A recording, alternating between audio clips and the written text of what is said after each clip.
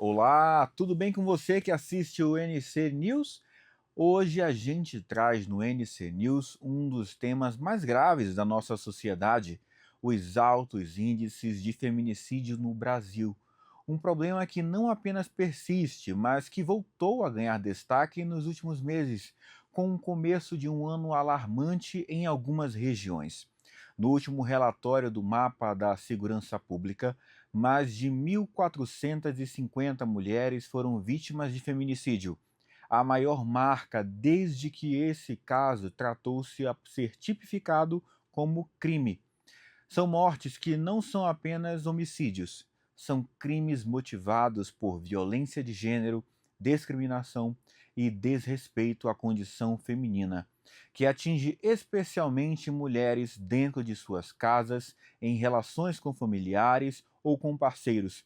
Nos últimos dias, autoridades do Amazonas reportaram que em janeiro deste ano de 2026 houve um aumento expressivo no número de feminicídios no estado, ultrapassando registros anuais anteriores.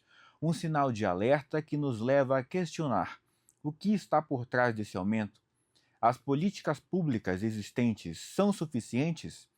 Como a sociedade e o sistema de justiça respondem a essa tragédia diária? O NC Contexto já está no ar para entender o que é necessário. Acompanhe no programa de hoje.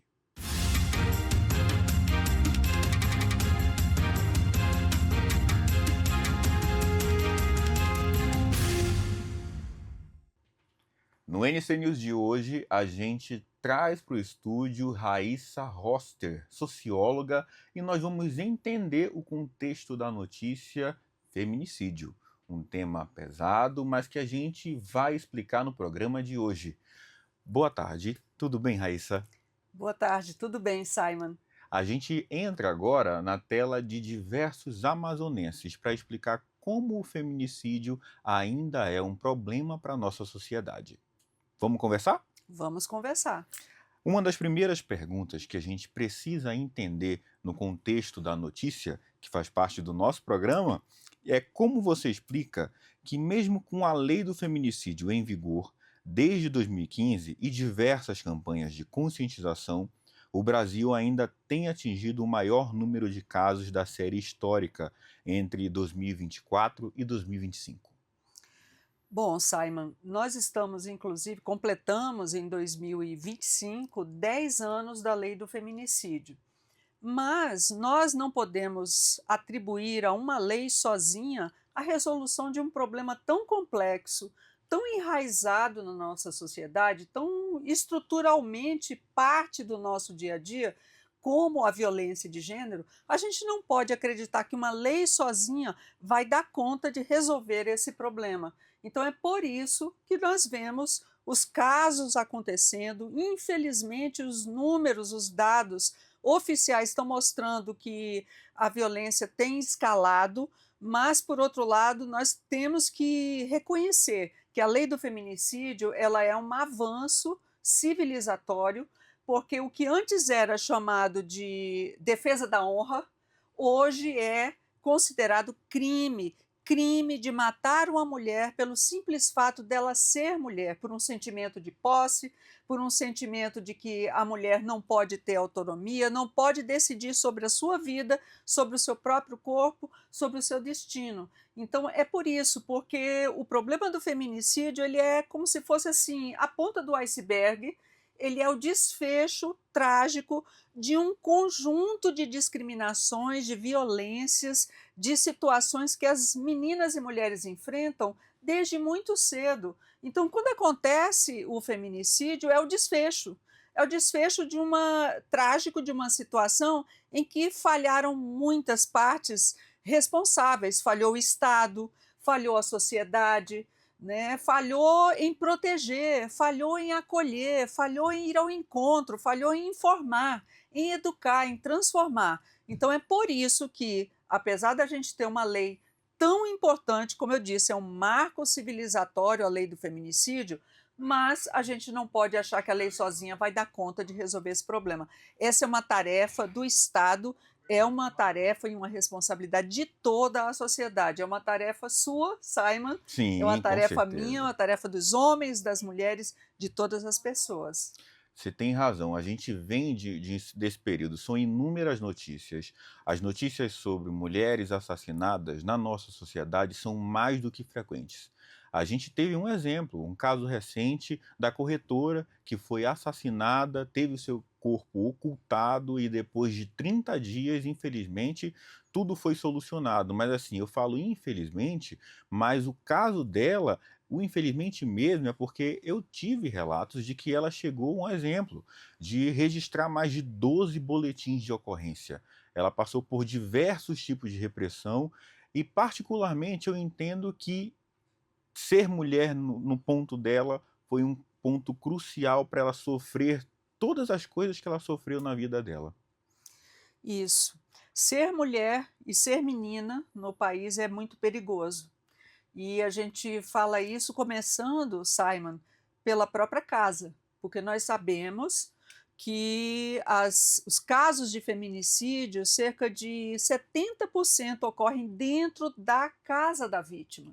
Então, as casas se tornaram um ambiente extremamente perigoso para mulheres estarem, porque é ali que elas convivem com seus agressores, muitas vezes são agressões no dia a dia, que culminam com um desfecho trágico, como a morte delas, né? Mas também é na casa que meninas menores de idade são estupradas por familiares, por parentes, né? Por conhecidos da família. Então, é uma situação que nós precisamos entender que ela precisa ser enfrentada no dia a dia e que quando essas mulheres, de alguma maneira, elas se calam, é porque elas têm medo, é porque elas não acreditam que se buscarem ajuda, que se buscarem o acolhimento, elas vão encontrar. E nós temos a responsabilidade, o Estado tem a responsabilidade de demonstrar que não é assim, que é possível superar essa situação, mas não é uma situação fácil de ser superada. Também nós temos que ter consciência disso. Então, é muito séria a questão, nós precisamos encarar com a devida seriedade.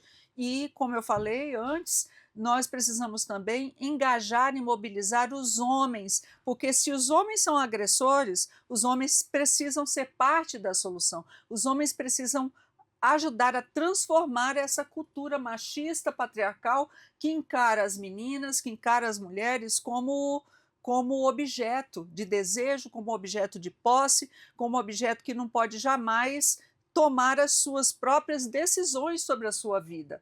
O caso da corretora certamente é um caso como esse, eu não sei se você tomou conhecimento, mas eu também, quem viu também se choca com o caso de um piloto de Sim, avião, soube, foi soube. agora, um dia Ah, atrás, com o certeza. piloto ele faz parte de uma rede de exploração sexual de menores, né? Então, assim, alguém, entre aspas, insuspeito, uma pessoa de 60 anos, um homem, que vinha há anos explorando e filmando e violentando essas meninas. Então, eu trago esse exemplo também para você ver que em todos os ciclos da vida das mulheres, elas estão vulneráveis.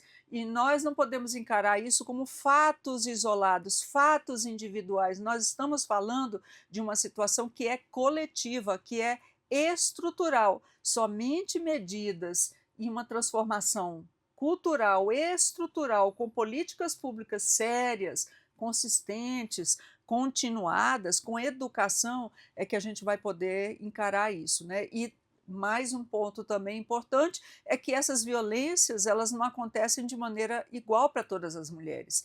Nós temos que também saber reconhecer que mulheres negras enfrentam a violência de uma maneira muito mais brutal, inclusive no caso dos feminicídios e no caso dos estupros, desculpe, e mulheres também periféricas, mulheres indígenas. Nós não falamos muito das mulheres indígenas, ribeirinhas, elas têm estado fora, né, dessas estatísticas, desses relatos, mas também enfrentam Com pelas certeza. violências os conflitos territoriais, né, de disputas de posses, de violências contra territórios indígenas. Então a gente não pode desconhecer isso. e nós temos uma responsabilidade enquanto sociedade de proteger essas mulheres, a sociedade como um todo. Com certeza. A gente relembra, né, que o fator educação, ele é um fator super importante, porque a educação ela muda, né. Se na educação houver pautas, houver inclusão, houver firmeza de mais assuntos relacionados, o que às vezes, por exemplo, numa sala de aula parece uma brincadeira, é um artigo de violência que a criança que está ali está se espelhando no que aconteceu na casa dela. Um exemplo, uma menina está brigando com um menino na sala de aula. Muitas das vezes, aquela briguinha ali na sala de aula, a sala toma partido do menino, por ele ser o mais forte, por ele ser o mais incisivo. E a menina acaba se tornando recuada, coagida pela própria sala de aula. E aí a gente entra no quesito educação. Quando, se tiver numa sala de aula uma educação que propague que violência, seja ela na sala de aula, no corredor da escola, no bebedouro, na saída para ir para casa, na hora que ela vai conversar com uma amiga, que isso aqui, aqueles movimentos são movimentos errados, eu acredito que a partir desse embrião, que é uma sala de aula, a vida pode mudar fora na vida da pessoa, não é isso?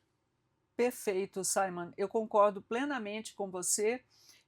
Acredito que para transformar essa realidade nós precisamos atacar o problema da base, da raiz, e a educação é fundamental, é imprescindível, né? A educação transforma mentes, corações, e nós precisamos trabalhar isso desde a infância, desde a mais tenra idade, porque inclusive transformando e trabalhando essa formação das crianças, nós vamos estar também influenciando nas suas próprias famílias, né? Com Nós sabemos certeza. como que as crianças elas são agentes de influência nas suas casas, né? No consumo, nos hábitos, enfim, nos valores. Então, nós precisamos apostar na educação de gênero nas escolas.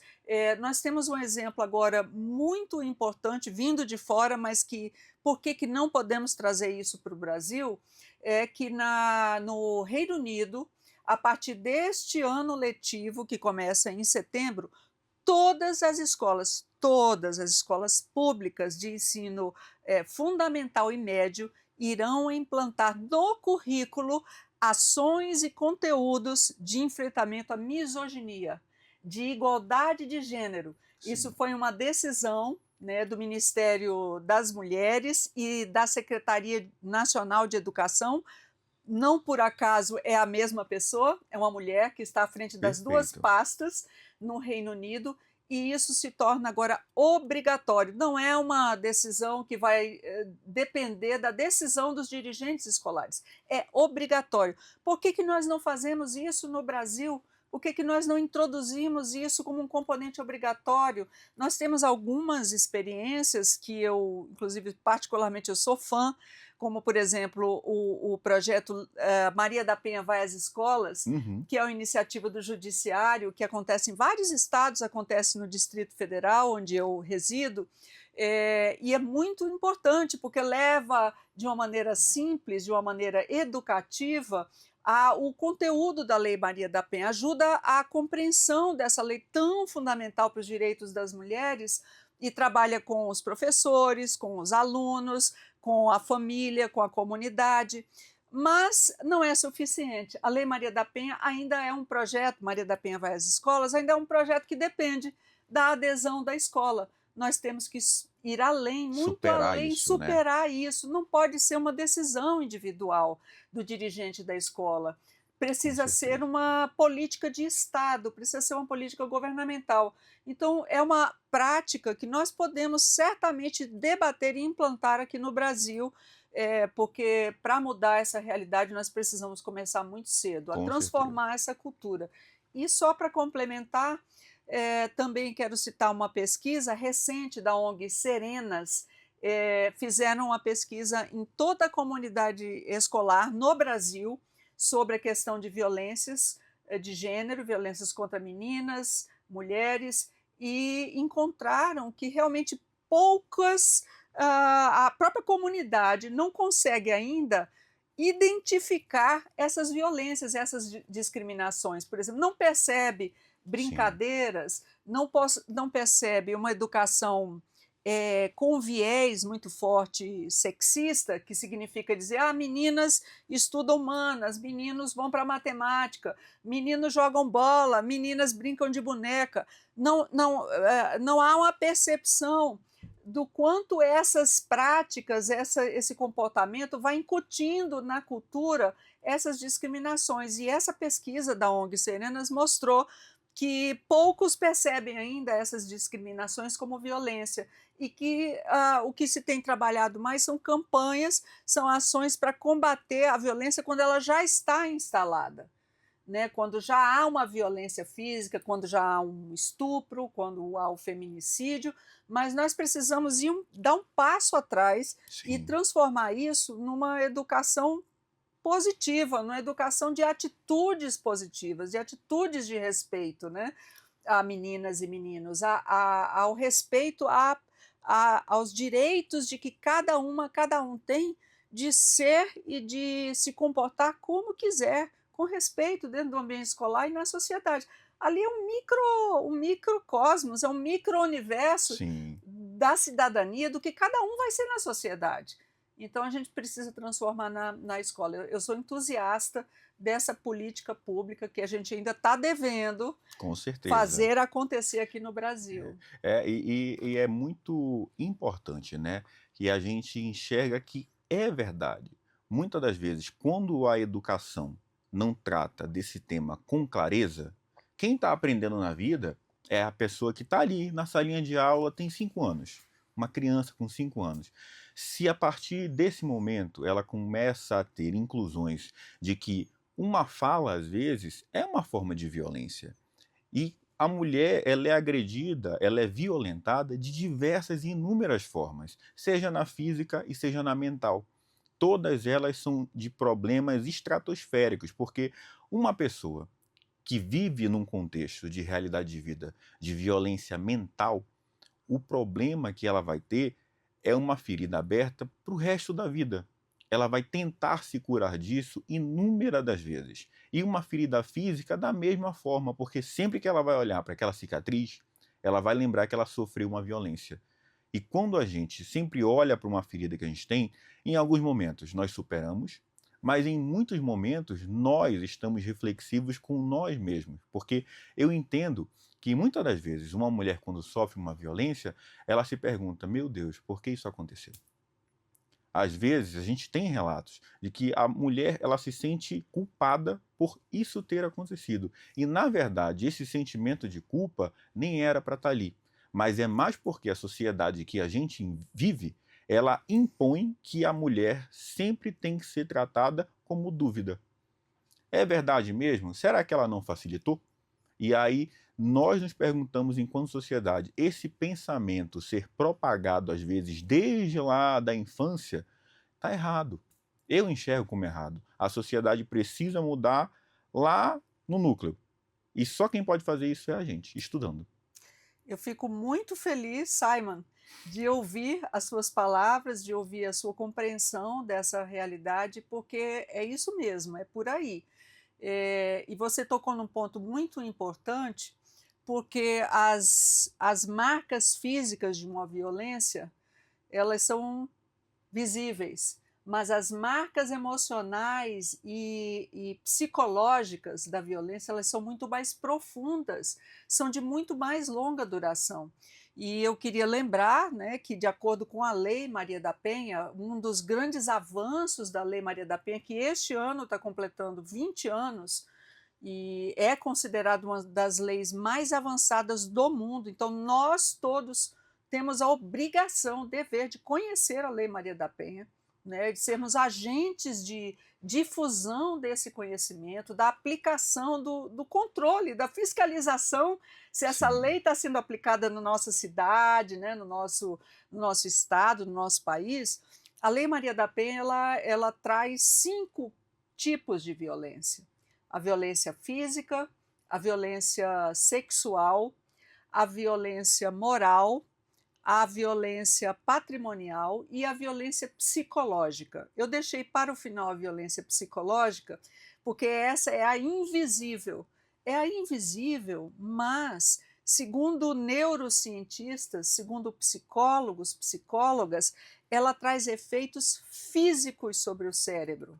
É impressionante, eu acompanhei recentemente estudos e até palestras de especialistas em cooperação com o judiciário, e eles mostraram imagens do cérebro de mulheres que passam por situações, e pessoas, mas mulheres em especial, que passam por situações de violência psicológica.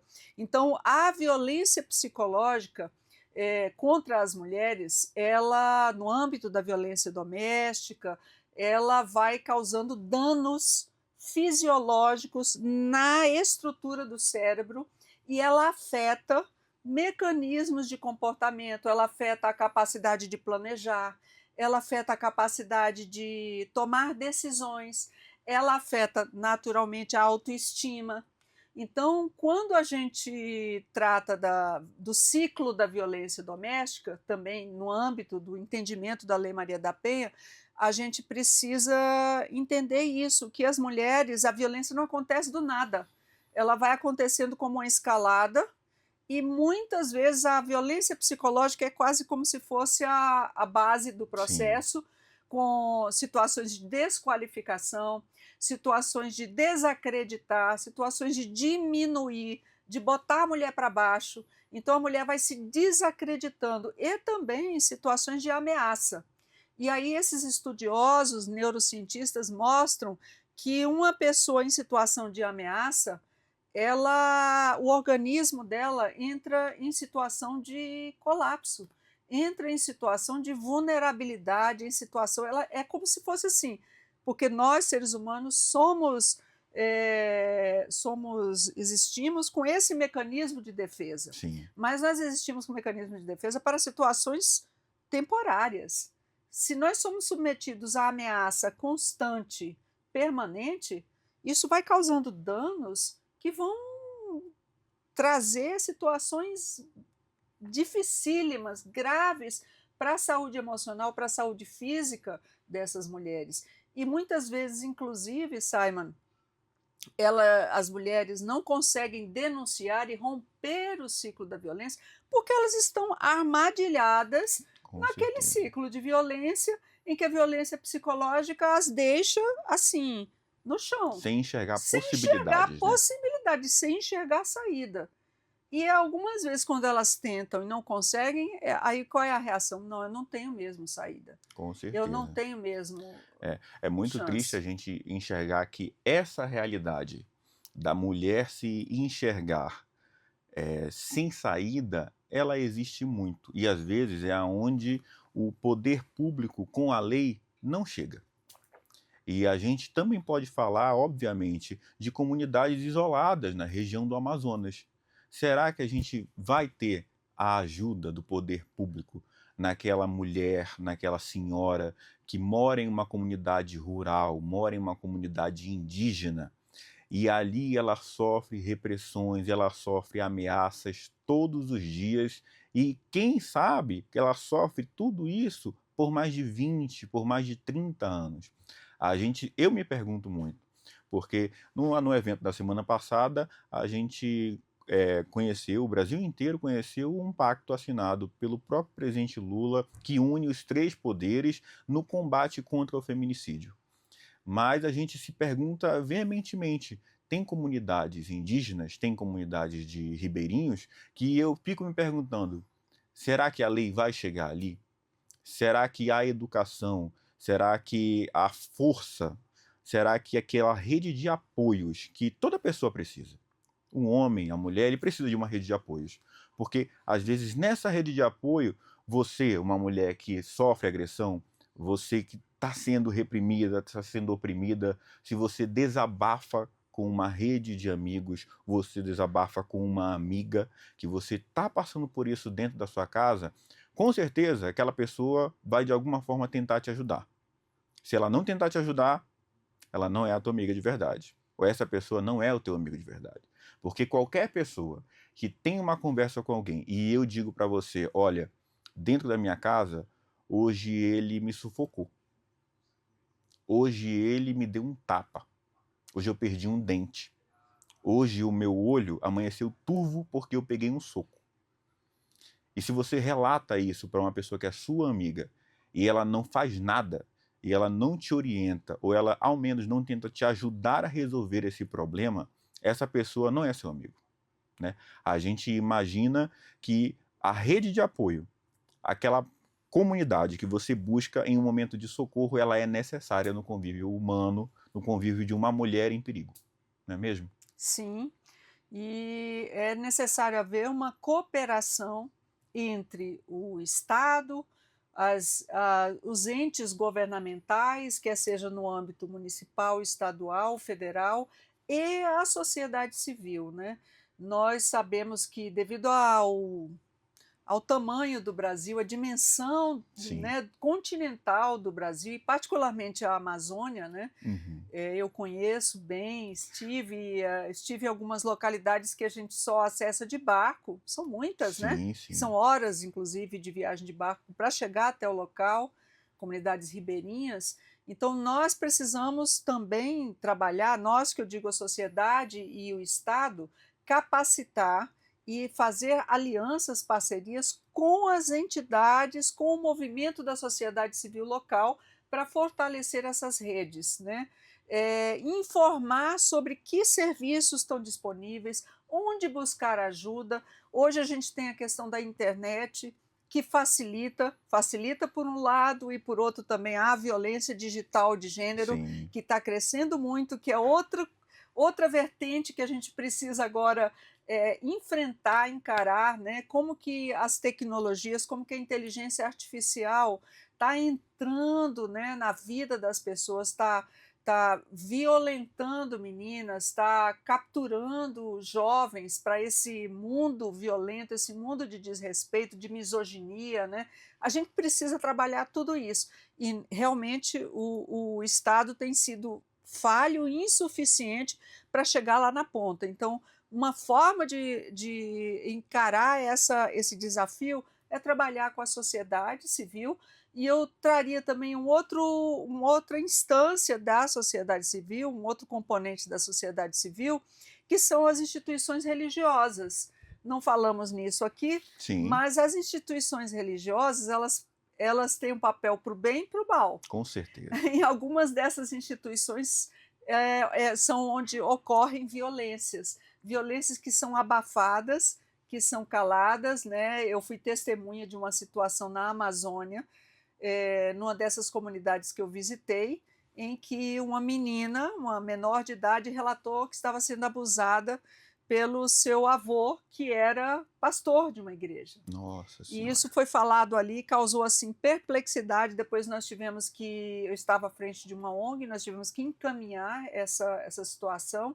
Mas assim, as igrejas, infelizmente, ainda são espaços de passar pano, de encobrir essas situações. Então a gente tem que trabalhar conscientizando, trazendo lideranças, né, para esse movimento, para esse acolhimento das mulheres e outras instituições também, né, da sociedade civil, para a mulher sentir que não está sozinha, Com né, certeza, com e certeza. assim, não jogar sobre as mulheres a responsabilidade de tudo, né? Isso. Ah, você está nessa situação de violência, levou um tapa, por que você não deixa ele? É, Nossa, é fácil dizer porque você não com deixa, certeza. se você não está na pele daquela mulher, que você tem 5 filhos, você não tem uma renda, que você precisa colocar comida na mesa, né, que você enfrenta uma situação de dependência psicológica, então é preciso um acompanhamento, é preciso uma assistência. Não são soluções automáticas, soluções imediatas. Nós precisamos trabalhar de maneira séria, de maneira a realmente orientar, apoiar, ajudar essas mulheres a se estruturarem para superar essas situações, e quando a situação não tem mais jeito, é grave, a acolhê-las, né? Sim, Porque dentro, por exemplo, da Lei Maria da Penha, nós temos as casas-abrigo. As casas-abrigo são equipamentos mantidos sob sigilo da sua localização, em que as mulheres, quando estão enfrentando um risco de morte, de serem assassinadas, mortas por feminicídio, elas podem ser acolhidas com seus filhos nessas casas. Mas essas casas ainda são em uma quantidade muito pequena. E, na verdade, o que a gente precisa fazer é evitar que se chegue a esse Sim, ponto, com né? certeza, com certeza. Então, temos que trabalhar de novo na prevenção de todas essas situações. É isso. Eu, enquanto jornalista, faço a orientação. Você, mulher, que está assistindo o nosso episódio de hoje, que passa por qualquer tipo de violência e até mesmo você pensa que aquela fala do seu marido ou de alguém que tenha o poder de lhe agredir e de lhe causar alguma dor, algum problema, não passou de uma fala, se preocupe. Se preocupe, estude, pense, reflita e sempre, sempre busque ajuda. Eu sei que muitas das vezes a gente, enquanto cidadão, a gente acha que o Estado não vai fazer nada. Eu vou registrar um boletim de ocorrência, eu vou procurar a Defensoria Pública do meu estado e não vai passar disso.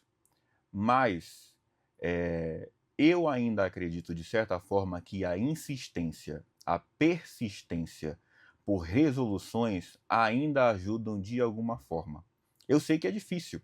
Eu sei que o caso da corretora que a gente falou aqui, foram 12 boletins de ocorrência, luz desligada, água desligada e infelizmente aconteceu a morte dela.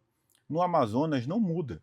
Muitas mulheres sofrem. A gente teve o caso no ano passado de uma indígena que foi presa, foi pelo menos estuprada na cela por vários detentos, teve a vida dela exposta, o caso dela exposto, e a sociedade entrou em ação.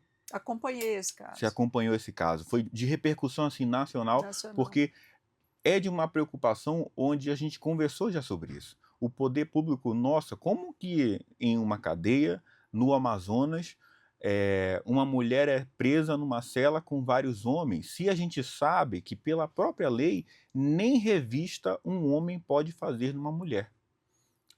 E aí a gente, meu Deus, a que ponto a nossa sociedade chegou? Será que a gente ainda vive naquele período medieval, onde todos nós somos tratados como é difícil até falar, como pessoas realmente à beira da sociedade. E aí a gente só tem noção de que a gente está na beira da sociedade quando a gente passa por uma situação complicada na nossa vida que eu preciso do Estado.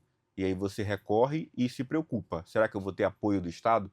Mas essa minha fala foi mais para você, mulher que está assistindo, entender que muitas das vezes parece que o Estado não está atuando, mas vale a persistência, vale pensar, vale insistir, vale mudar. O que não vale é você se calar e achar que isso você, infelizmente, encontrou uma pessoa que vai te humilhar, que vai te agredir, e é com essa pessoa que você vai ter que permanecer a sua vida, porque não é desse jeito, não é? Vale buscar ajuda, vale pressionar, inclusive, né, como sociedade civil, como movimentos organizados, coletivos de mulheres, coletivos comunitários, vale pressionar o seu município, vale pressionar o governo do estado, vale pressionar os órgãos de defesa dos direitos, né, humanos, dos direitos das mulheres, vale pressionar sim, porque é só assim, só denunciando, só mostrando que não está funcionando,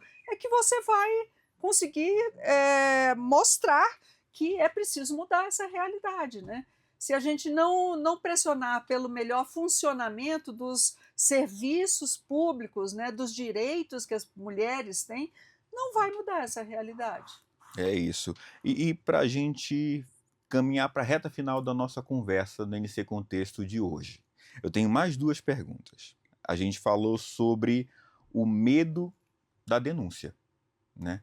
Como a mulher se posiciona, eu vou denunciar, será que isso vai me ajudar ou será que isso vai me complicar? Porque a denúncia, ela traz isso, infelizmente. E a gente precisa entender quais são as principais falhas no atendimento policial e judicial que desestimulam a vítima a buscar ajuda, a pedir socorro. Olha, eu vou falar na perspectiva de quem viveu na prática a política pública, né? Atuei como secretária de mulheres no Distrito Federal, subsecretária de Políticas para as Mulheres, então eu acompanhei essa realidade na ponta, acontecendo. Uma das coisas que mais nós ouvimos como queixas das mulheres que recorrem a esses serviços, né, uma delegacia especializada de atendimento à mulher, é a questão da pouca preparação dos servidores para esse acolhimento. Como você falou, né, essa cultura de culpabilizar a mulher. A vítima chega com um relato e há um descrédito, há um desestímulo de quem escuta essa denúncia, de quem escuta esse relato, de que aquilo procede, ou não, deixa isso para lá, né? Então, assim, eu mesma tive a oportunidade de anonimamente acompanhar, ficar assim na retaguarda, assistindo uma mulher numa delegacia, né, especializada, e vendo o que acontecia. E eu vi, de fato, a dificuldade dela em convencer no Nossa primeiro Senhora. momento do atendimento, o que ela tinha vivido. E ela estava chorando, ela estava em estado assim de abalo emocional. Então, um dos problemas sérios é que nós precisamos de profissionais melhor preparados para acolher, para não revitimizar essa mulher, para não descredibilizar essas vítimas que buscam essa assistência, né?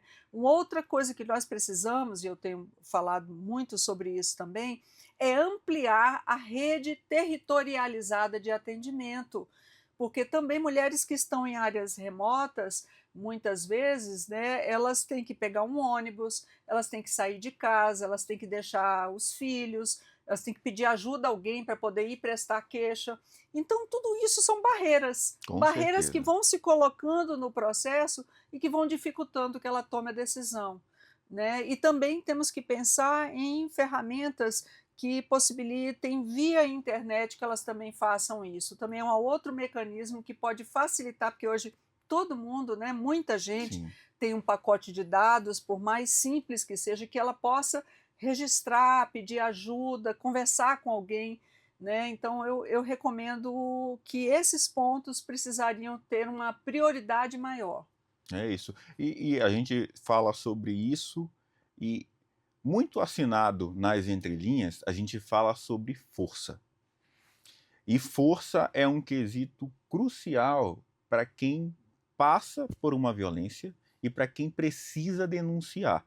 Porque uma mulher que está sendo violada sexualmente, mentalmente, fisicamente, ela precisa encontrar uma força dentro de si. E se na comunidade que ela vive, por exemplo, ela não tem nada ali que lhe ajude a ter força, eu sei que é difícil, que não é fácil, mas você, mulher que assiste, você também é uma viga de força. Você também pode ser força e você pode se ajudar e você pode, às vezes, na própria dor, ajudar quem está precisando e que está do seu lado. Eu faço esse comentário de direção para que mulheres, se vocês passam por qualquer coisa que vale lhe abater na vida, nunca imagine que você está sozinha.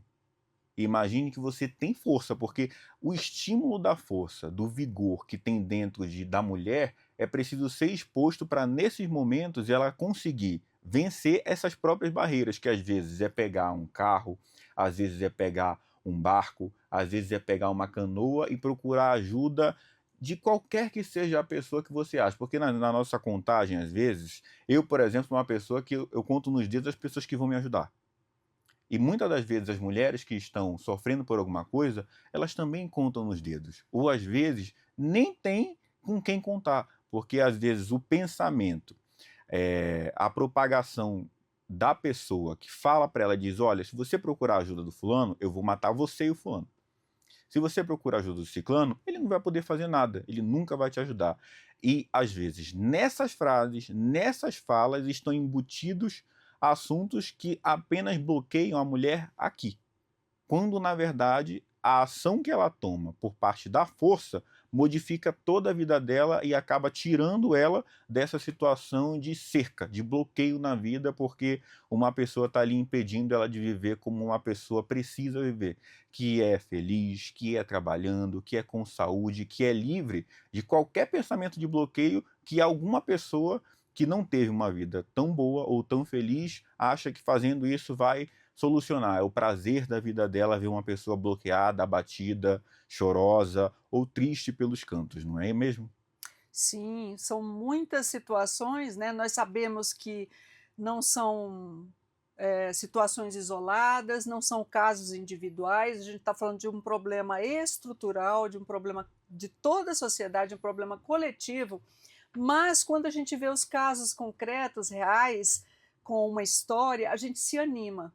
E há muitas situações de mulheres, né, e é nesse sentido dessa palavra de encorajamento, de que as mulheres elas busquem ajuda, né, em qualquer estágio, e principalmente no estágio inicial. Com Quando certeza. você aprenda a identificar os sinais, se informe, se busque um letramento sobre o que é violência, entenda que violência não é só quando chega no estágio final, entenda que violência é qualquer tipo de privação que você sofre, desqualificação que você sofre,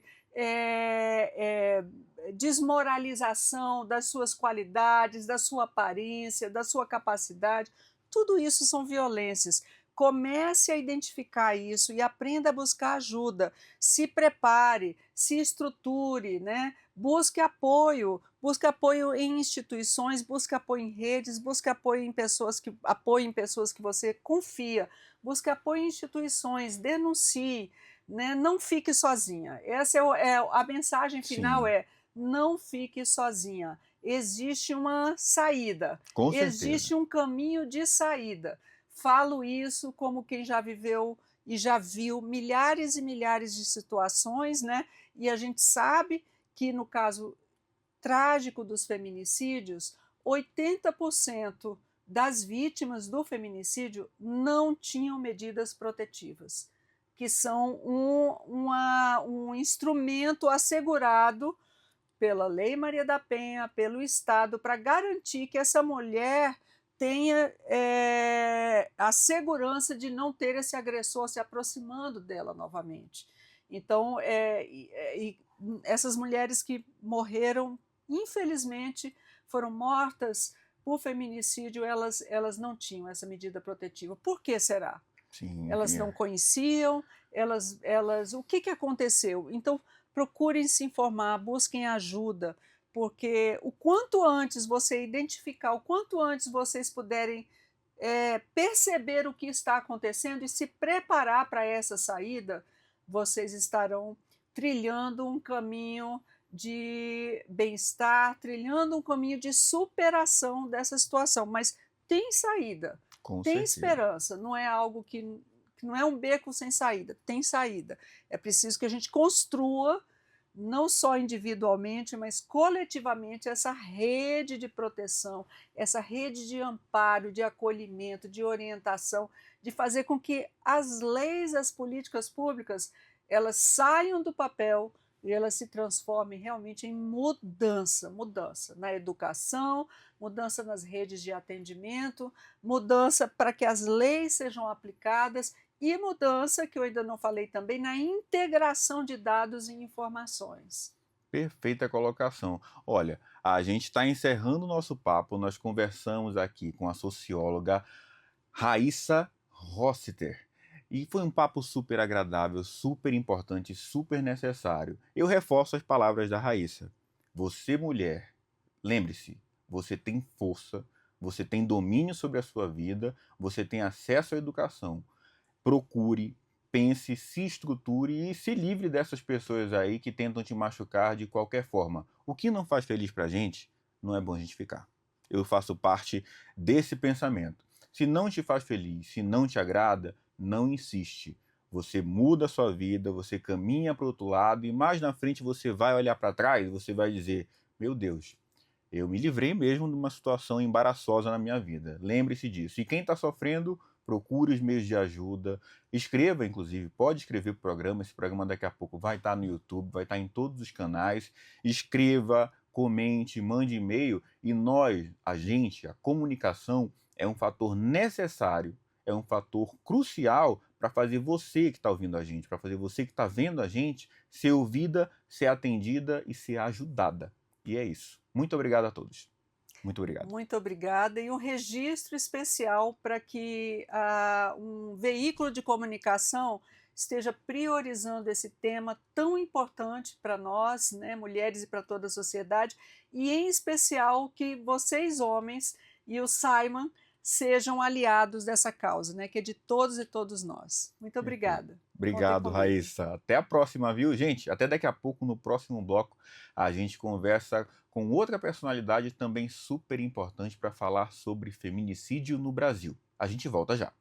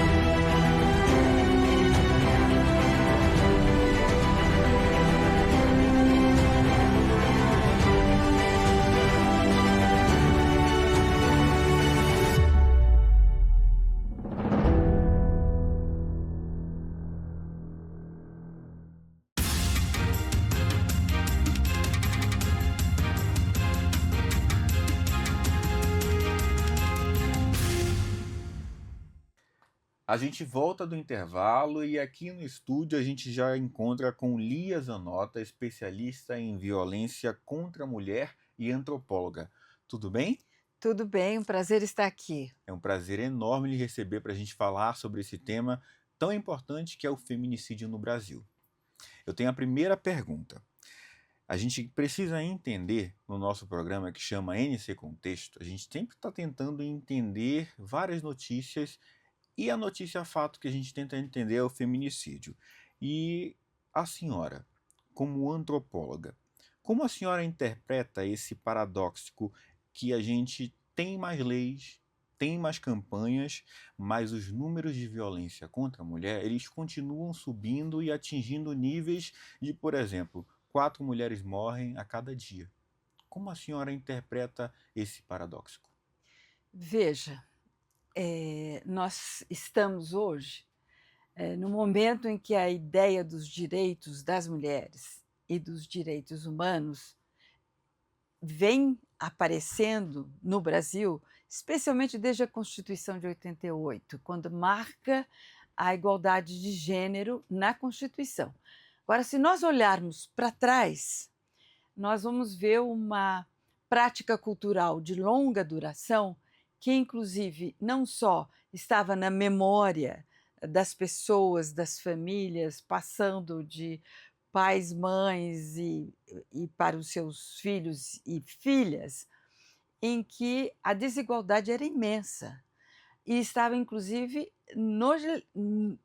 nas ordenações filipinas da época colonial, em que você podia matar sua mulher se você achasse que ela estava traindo, e isso não era crime. E, por outro lado, você podia, todo dia, se a mulher não te obedece, castigá-la fisicamente. Então, não era só que estava marcado na Constituição o controle dos homens sobre as mulheres, mas também a forma de sancionar, ou seja, de castigar fisicamente e até de poder matar, não precisava nem provar, mas que você tivesse indícios de que sua mulher estava traindo. Então, se você olhar isso, depois você vem na época republicana, que vai até nos anos próximos, não é?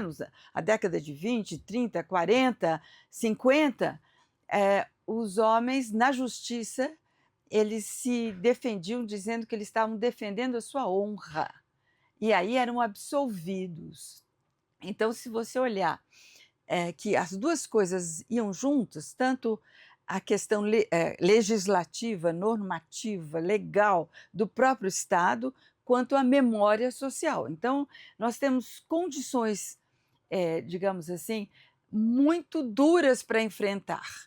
Então, se nós temos os cortes enfrentados no século passado, se pudéssemos dizer, você tem o Estatuto da Mulher Casada nos anos 60, 1960, é quando as mulheres têm condições de trabalhar sem autorização do marido. Isso se vocês olharem, é recente. E você tem mais tarde, né, depois da Constituinte, você vai ter só muito mais tarde, com a Lei Maria da Penha, condições de prevenir, portanto, a violência. Então, é um modo pelo qual antes bater na mulher era um crime de bagatela, coisa pequena. Então, e matar as mulheres, você teve que ter o movimento feminista nos anos 70 para, no caso célebre do Doca Street, que na primeira julgamento dele, em 1970 e pouco, ele foi considerado absolvido. E só depois da movimentação feminista é que ele foi considerado culpado. Então, é neste momento do final dos anos 70 que o movimento feminista consegue colocar a questão da criminalidade terrível que é o feminicídio. Então, o que eu estou querendo dizer é que hoje você tem leis do feminicídio, né, que desde 15, que vão dizer que, olha, feminicídio é um crime específico feito só porque a mulher é mulher. Então, essa elaboração de dizer qual é a razão, não é ciúmes doentio, não é razão, motivação que possa ser considerada justificativa para o homem. É realmente você está matando só porque ela é mulher, ou porque é sua mulher, então, neste caso, é um feminicídio que se dá no âmbito familiar e doméstico, onde ali o perigo está dentro de casa, ou então mata-se fora do contexto familiar, porque é a condição da mulher. Ela é inferior, ela pode ser morta, ela pode ser estuprada, ela pode ser vítima de violência física pela condição de ser mulher. Então, o que eu queria dizer é o seguinte: você precisa de lei, mas você precisa também de muitas instituições do Estado para que realmente consiga se prevenir o feminicídio. Então, a campanha vem, a opinião pública é favorável à Lei Maria da Penha, mas no início não era.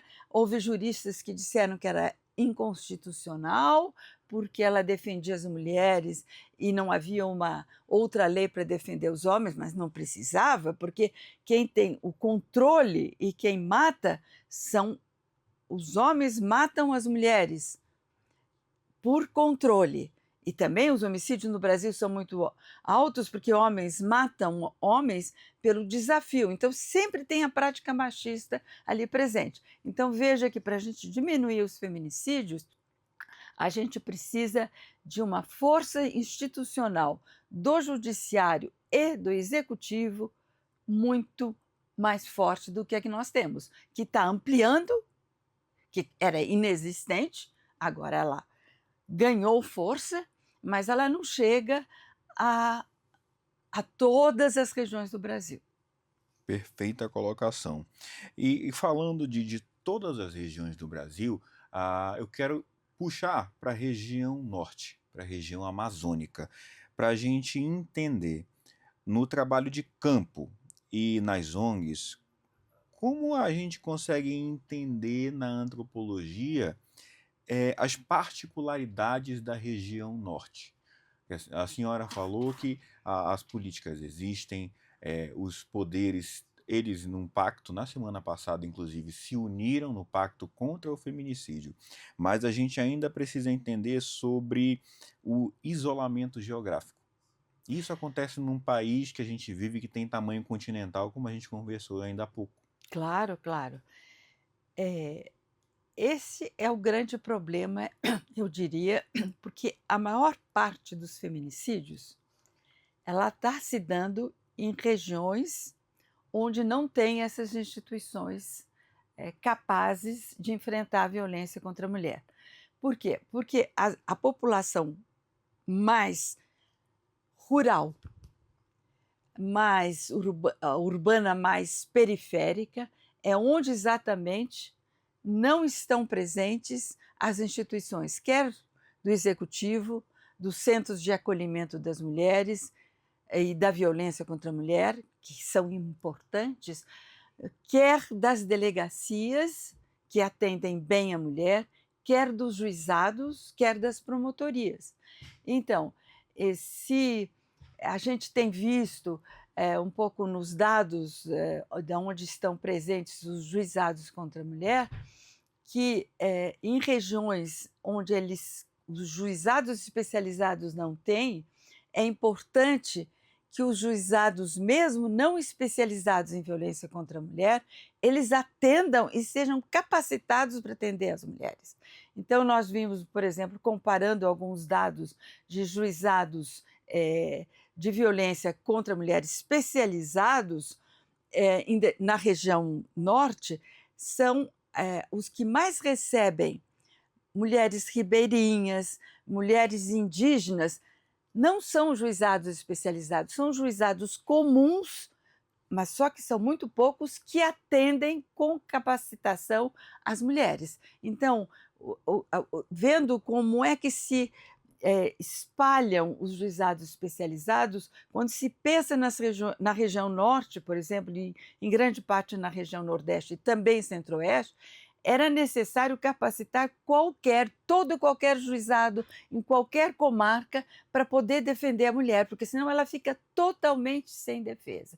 Então, isso é muito importante, porque às vezes se quer, não, nós precisamos mais juizados especializados. Sim, precisamos, mas se isso não é possível, que as condições, às vezes, orçamentárias dos governos estaduais, municipais e federal não dão conta, é necessário investir na capacitação de todos os juizados, de todas as delegacias. Porque às vezes você também não tem delegacia especializada, melhor que tivesse, mas não especializadas, elas têm que ser capacitadas. Então, eu vejo que a questão da capacitação ela é fundamental para ocorrer nas regiões, digamos assim, porque toda a história da criação das delegacias especializadas é que vem desde os anos 80, e dos juizados especializados, eles se concentraram em capitais. Então, você imagina estados grandes com vários municípios, não grandes, pequenos, você tem que capacitar as instituições que estão lá para lidar com a mulher, senão ela não tem condições de enfrentamento e não tem condições de acolhimento.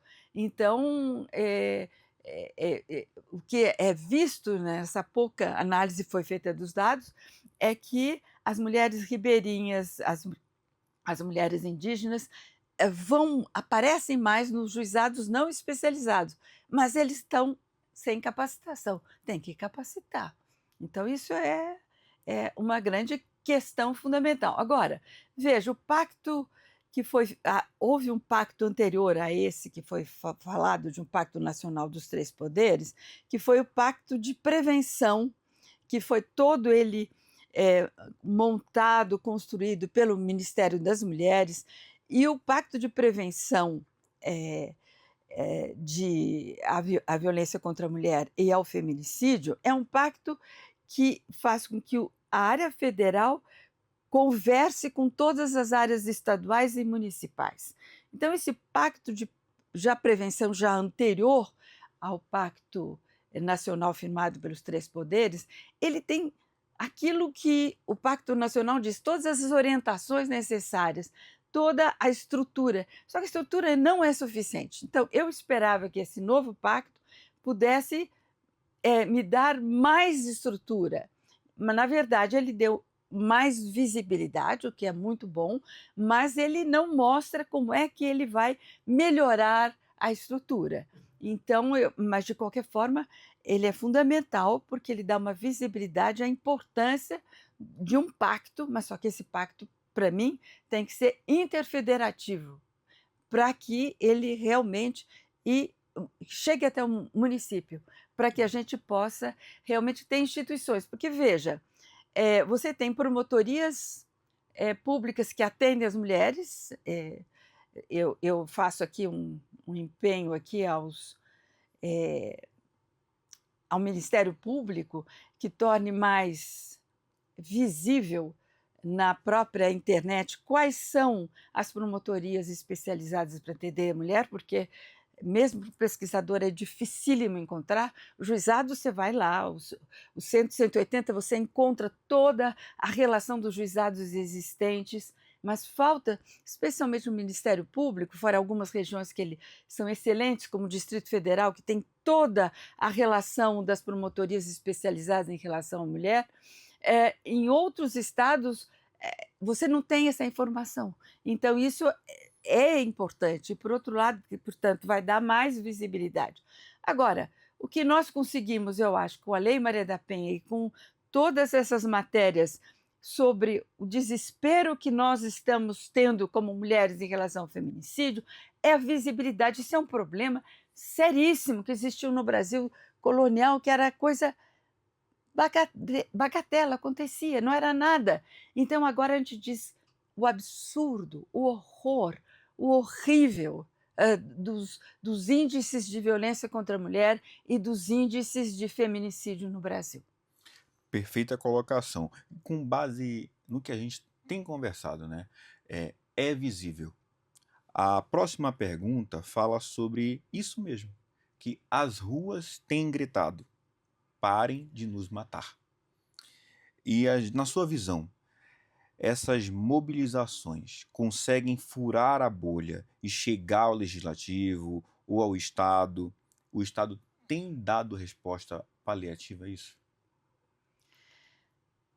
Olha, eu acho que se não tivesse o levante feminista, se não tivesse toda a movimentação para o fim da violência, para a percepção do feminicídio, talvez você não tivesse nem as campanhas públicas, né, contra o feminicídio, nem esse alerta geral contra o feminicídio, que implica que cada vez mais, diferentemente do que se falava há anos atrás, que em briga de marido e mulher não se mete a colher, então eu acho que essas campanhas têm o peso de fazer um efeito na própria sociedade, em que dizer, entre briga de marido e mulher, eu vou defender a mulher, porque é ela que está sendo vítima, atacada e passível de ser assassinada, e, por outro lado, também mostrar a importância para o Estado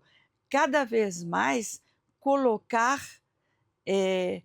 instituições a seu serviço para o enfrentamento. Então, medidas protetivas de urgência são fantásticas, mas elas têm que ser dadas, né? Então, elas têm que ser dadas, em grande parte, para muitos basta dizer no papel, mas em grande parte é preciso uma outra coisa, é preciso que a mulher tenha, digamos assim, no seu celular, condições de dizer se o marido está, ver e saber se o ex-marido ou o marido está se aproximando e quer matá-la.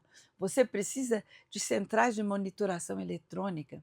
Então, você imagina, aí volta, isso não tem nas capitais do jeito que deveria ter, e precisaria mais ainda nas áreas rurais, nas áreas periféricas. Então, nós estamos, digamos assim, com a clareza de para onde devemos ir, mas talvez sem os recursos necessários para onde ir. Então, é fundamental. E outra coisa que é fundamental também é que são coisas que, se às vezes os homens violentos têm que botar a tornozeleira eletrônica e serem monitorados, isso precisa de recursos do Estado. É fundamental isso.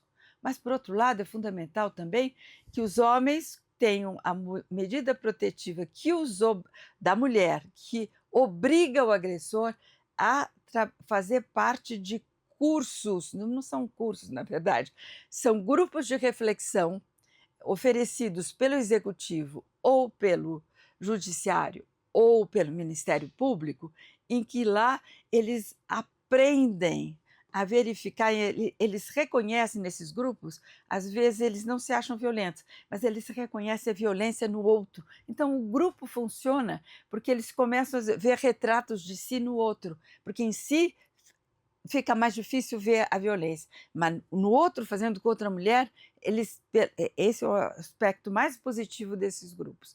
Então você tem sim possibilidades de trabalhar prevenindo através da Lei Maria da Penha. E é incrível mesmo como uma prática que aparentemente é simples, né? Parece que você colocar pessoas, homens, que cometeram algum tipo de crime contra uma mulher em um mesmo núcleo e eles conversem e entendam que o que eles fizeram é errado, é abominável na sociedade que a gente vive hoje, parece que é uma coisa surreal, né? Porque muitas das vezes a gente acha que quem está cometendo esse tipo de crime, esse tipo de violência, sabe do que está fazendo. Mas a gente também entende que muitas das vezes as pessoas são um reflexo de uma casa que ele morou, que o pai fazia a mesma coisa com a mãe e ele normalizou isso. Ele achou um exemplo. As frases mais comuns que tem: a mulher foi feita para a beira do fogão. E tem filho que é criado por pai e por mãe que ele vê isso e ele acha que isso é normal. Mas, na verdade, nessa simples fala tem uma raiz de um problema. Já está ali posto que ele tem o direito de controlar a mulher e o que ele não tem.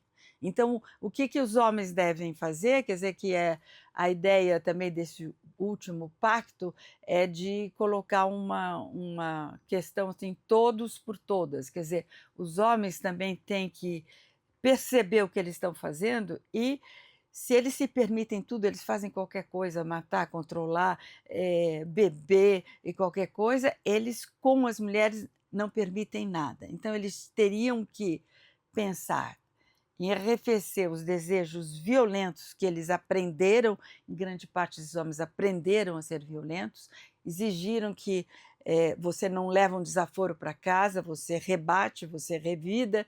Então, eles têm que aprender essa forma e reconhecer que a mulher é autônoma, respeitar a mulher como ele também quer ser respeitado, porque ele quer ser controlador.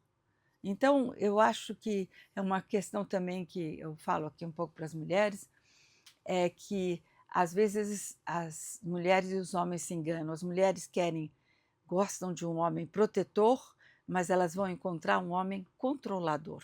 Então, mulheres, pensem bem o que é proteção que vocês querem, porque, na verdade, num casal, o homem protege a mulher protege o homem, não é de um lado só.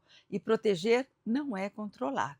Para homens aprenderem isso e para mulheres aprenderem isso. Sobre o quesito que às vezes você, mulher, está assistindo o nosso NC Contexto hoje, você acha que está com um companheiro e que o que ele faz é bom para você, mas às vezes o que ele está fazendo é, na verdade, te cercando e te privando de ter uma vida de independência. Porque com muitas mulheres acontece isso. O parceiro começa a se relacionar com ela, ela trabalha, sai com as amigas, tem uma vida comum a qualquer tipo de pessoa na sociedade brasileira e qualquer sociedade no mundo, né? A gente precisa se divertir, a gente precisa trabalhar, a gente precisa ter uma rede de amigos, conversar, enfim, viver, né? Eu acredito que isso também é viver. Mas o parceiro aparece na vida daquela mulher e aí ele começa bloqueando. Esses teus amigos não são confiáveis. Um bloqueio. Por que você não sai desse teu trabalho e eu te ajudo? E aí, no final das contas, aquela mulher se encontra no perfil daquela mulher que em 1930 era colocada somente dentro de casa e tinha apenas isso para fazer e não se falava e às vezes também não estudava, porque o próprio marido trata de minar o campo e bloquear tudo que a mulher tem que fazer. Queria que a senhora explicasse esse ponto de vista perante a antropologia mesmo, porque é um comportamento que ele vem de muito tempo e não faz tanto tempo.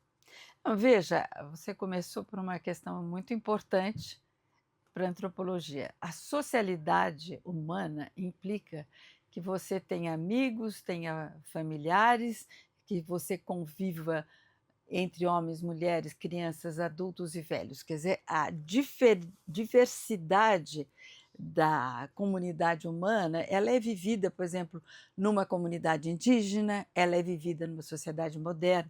A socialização, ela é fundamental. Então você, numa sociedade moderna, às vezes se pensa você está indivíduo sozinho, você não está. Se você não tem relações sociais, se você não refaz essas relações de amizade familiares, se você não leva a sério essas relações, você, na verdade, está perdendo uma parte da sua humanidade. Então, pensar, né, essa diversidade de pessoas que o ser humano é assim, qualquer sociedade, em qualquer cultura, ele vai conviver com idades diferentes, com gêneros diferentes, com desejos diferentes. Então, não é aquele indivíduo pensando que ele está sozinho e que a vida dele vai ser controlar a mulher. Mas está acontecendo isso. Esse a grande. Vai enclausurar. Ele se permite, ele sai, ele vai beber, etc, etc, e ela fica enclausurada, como se ficasse assim. Aí já homens agressores já dizendo, já nem gosto mais, mas eles se sentem bem com ela parada dentro de casa. É uma coisa impressionante como eles estabilizam, quase que não botam grades na janela, mas põem grades morais. Né? Diz assim, você como minha mulher não pode fazer isso, e tem ciúmes de qualquer conversa com outra mulher, de qualquer conversa no trabalho, de qualquer amizade, seja com homem ou com mulher. Então, esse enclausuramento que os homens fazem é aquela ideia de que homem que vale é o homem que controla a sua mulher, é o homem que mantém em casa. Então, veja que, na verdade, eles estão querendo, sabe o quê? O prestígio entre homens. Eles acham que quanto mais controlar a mulher, mais prestigiado. Então, eles vão para um bar e falam mal das suas diferentes mulheres, e a ideia que na antropologia a gente faz a circulação do prestígio entre homens. Então, é um prestígio que circula entre homens em desfavor das mulheres, porque controlam. Então, os grandes homens são aqueles que controlam as suas pequenas mulheres. Para a gente pensar numa coisa assim geral, e que acontece na sociedade moderna e que às vezes acontece também em outras sociedades, até indígenas no mundo inteiro, mas que lá a diferença é que às vezes as relações de trabalho são não são tão dominadas pelos homens, né? Eles querem se Sim, mostrar como grandes homens, mas eles, na verdade, eles nas relações individuais, pessoais, eles são mais igualitários do que a nossa sociedade moderna. Então, vejamos o quanto que nós temos que caminhar. sim, com certeza. Para a gente encerrar a nossa conversa, eu queria entender se a gente pudesse priorizar uma única política pública para 2026, para reverter esses números num curto prazo. Qual seria uma proposta baseada em estudos atuais? A senhora imagina alguma coisa nesse sentido? Eu não sei se os estudos atuais diriam que há uma política única. Eu acho que varia. Se você a política de longo prazo, ela está na educação, está nas escolas, está na cidadania, que as escolas dão, e da igualdade de gênero. Essa é uma política que não pode ser deixada nunca agora, ela é primordial, eu diria, que aí a gente muda um pouco, faz uma revolução cultural, etc. Mas, no dia a dia, para você enfrentar a violência imediata que está acontecendo hoje, aqui e agora, nós precisamos de mais campanhas políticas e nós precisamos mais de instituições, que são muito poucas, foram criadas, a gente tem a sensação de ter, mas elas estão longe de chegar aos vários rincões do Brasil, os pequenos municípios. Então, eu acho que nós, voltando à minha primeira fala, se nós não criarmos hoje várias instituições, nós temos que trabalhar com a capacitação Isso mesmo. a capacitação de juizados, delegados, promotorias e centro de referência para a mulher. Nós temos que trabalhar na capacitação. Se nós temos pouco recurso, nós temos que capacitar, porque a questão da desigualdade de gênero aparece, inclusive, grande parte dos juízes e das juízas já incorporaram o desejo de enfrentar a violência contra a mulher, mas outros não. Outros ainda estão parados no tempo. Então, sem capacitação, talvez seja essa a política pública mais importante para já. A Perfeito. longo prazo, uma política educacional.